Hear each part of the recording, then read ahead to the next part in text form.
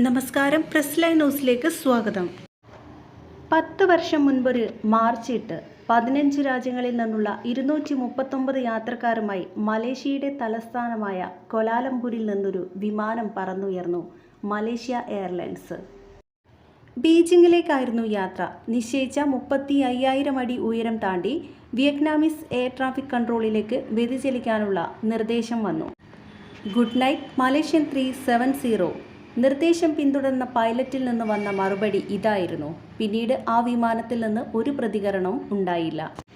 നിശ്ചയിച്ച പാതയിൽ നിന്ന് മലായ് പെൻസുലയുടെ ഭാഗത്തേക്ക് വിമാനം വ്യതിചലിച്ചു. അസാധാരണ നിമിഷങ്ങൾക്ക് ലോകം സാക്ഷ്യം വഹിച്ചതിൻ്റെ തുടക്കം ഇവിടെ നിന്നായിരുന്നു.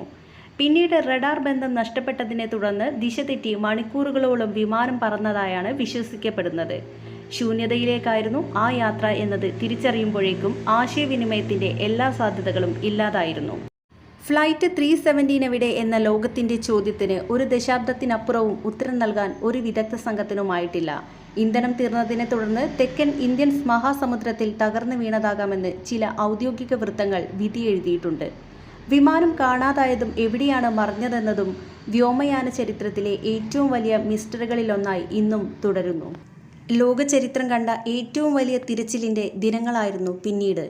ആദ്യഘട്ട തിരച്ചിലിൻ്റെ ദൈർഘ്യം 52 ദിവസമായിരുന്നു. 336 സെർച്ച് ഫ്ലൈറ്റുകൾ ഉപയോഗിച്ചുള്ള വ്യോമയാന ശ്രമം. 1.7 ദശലക്ഷം ചതുരശ്ര മൈൽ വ്യാപിച്ചുള്ള തിരച്ചിലായിരുന്നു പിന്നീട് നടന്നത്. 2017 ജനുവരിയിൽ ഓസ്ട്രേലിയ, മലേഷ്യ, ചൈന സർക്കാരുകൾ ഇന്ത്യൻ മഹാസമുദ്രത്തിൻ്റെ അടിത്തട്ടിൽ നടത്തിയ തിരച്ചിൽ അവസാനിപ്പിച്ചു.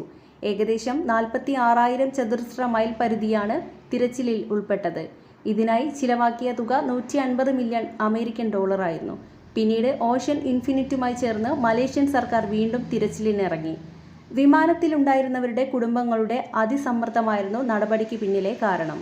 പക്ഷേ ഓഷ്യൻ ഇൻഫിനിറ്റിക്കും ഉത്തരം നൽകാനായില്ല.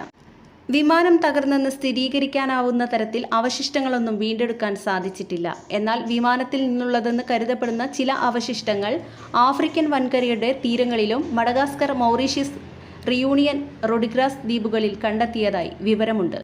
4 വർഷം നീണ്ട തിരച്ചിലിനും അന്വേഷണത്തിനു ശേഷം 495 പേജുകളുള്ള റിപ്പോർട്ടാണ് പുറത്തുവന്നത്.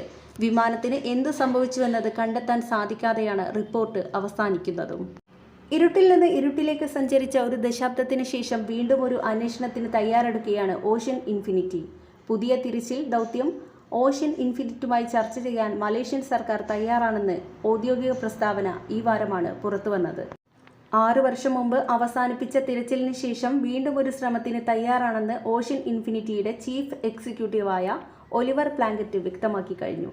ഏറ്റവും വെല്ലുവിളി നിറഞ്ഞ തിരച്ചിലായിരിക്കും ഇതെന്നാണ് ഒലിവറിൻ്റെ വിലയിരുത്തൽ.